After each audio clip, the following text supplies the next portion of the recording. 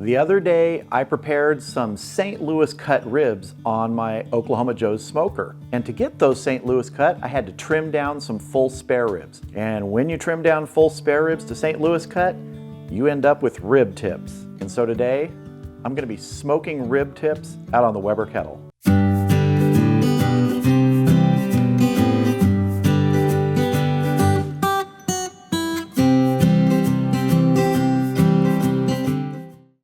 So these are the rib tips from a couple racks of spare ribs that I cut down to those St. Louis cut ribs. And as you can see, there's plenty of meat on them, and you just have to treat them very similarly to ribs. So first thing I want to do is I'm going to go ahead and hit these with a grate rub. And the rub I'm using today is a Bob's Smokin' Southern Barbecue wing and rib rub seasoning. I really like this stuff. So we're just going to go ahead and start dusting all of these rib tips.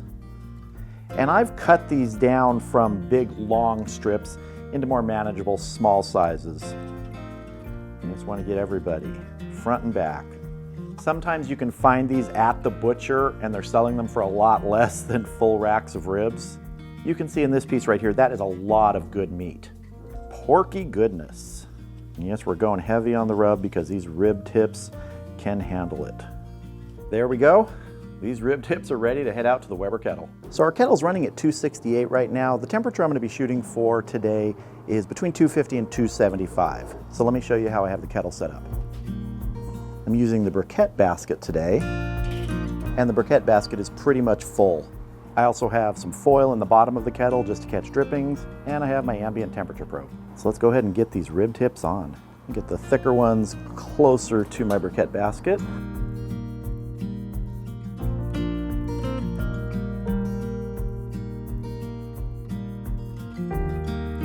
I'm going to add some cherry wood for smoke today. All right, our cherry is catching. Let's get our lid on and get smoking. My lower vent is set in the 2/3 open position, and my upper vent is also set approximately 2/3 open.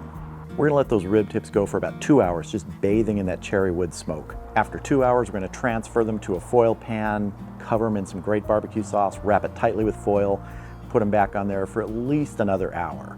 Then after their time in the foil pan, we're gonna transfer them back to the cooking grate to let that glaze set for probably half an hour, 45 minutes. So I'll see you back here in about 2 hours. A few minutes ago, I knocked the ash off the briquettes in the Weber briquette basket and added some more briquettes. And I noticed that the rib tips looked a little dry in spots, so let's do some spritzing. Now I'm going to be spritzing today with a 2-to-1 mixture of water to Jack Daniels. Just want to keep some moisture in here. Didn't have a water pan, that wasn't in my plans, so you got to watch for dryness on the surface here. We're also going to go ahead and add a fresh piece of cherry here. All right, we're going to get our lid on, keep smoking. And in about an hour is when we're going to put these in that foil pan with some sauce and wrap them up. All right, we're just a little over 2 hours. It's time to transfer these rib tips to the foil pan and get them sauced. And those are looking really good. All right, let's transfer these. Kind of like playing Tetris, getting everything to fit in here.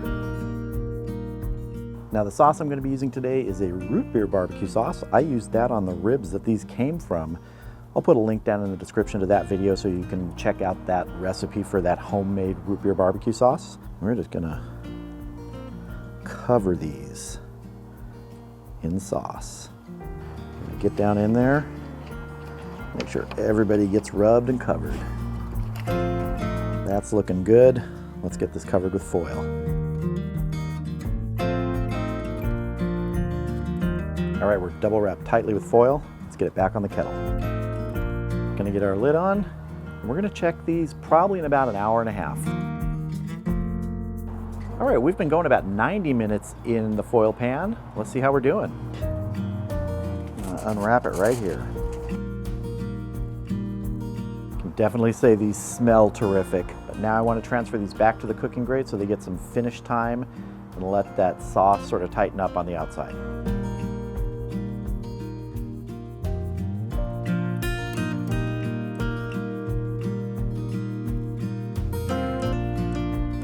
right, we're gonna go ahead and get our lid back on.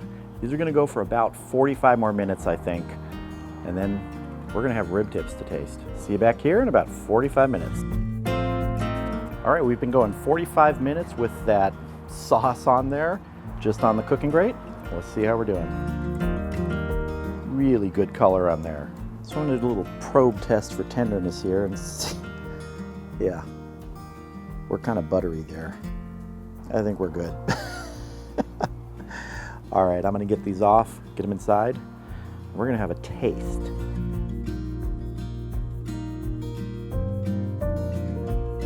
All right, here are our smoked rib tips.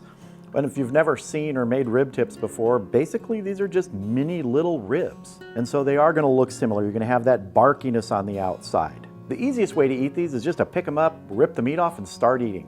If you have some sauce, put some sauce on, dip it in sauce, whatever you wanna do. But for right now, I wanna cut into one of these and see what we've got in there. So let's see, let's take this guy right here. We're gonna go straight across. This is a big hunk of meat without bone in it right here. If you can see that. A lot of fat, a lot of juice here. Oh, look at that.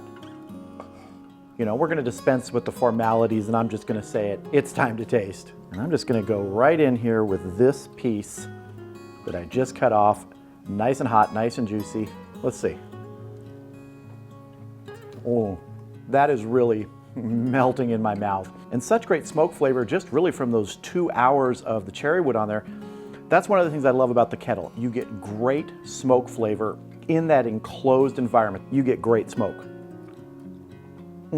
Giving these rib tips that time with that root beer barbecue sauce in the foil pan, tightly sealed, double wrapped with foil, really gives it that flavor. If you've never had a sauce like that, I said I'd post a link in the description down below, and I'll put a link up here in the corner to the video where I made that sauce for the other ribs.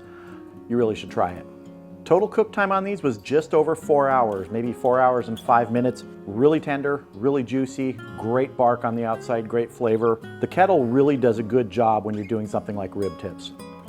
So if you're ever trimming up spare ribs to make St. Louis cut ribs, or you see rib tips in your butcher's or your grocery store, don't discount them. They make great little riblets, for lack of a better word. Terrific with some smoke and some sauce. You'll love them. These are really good.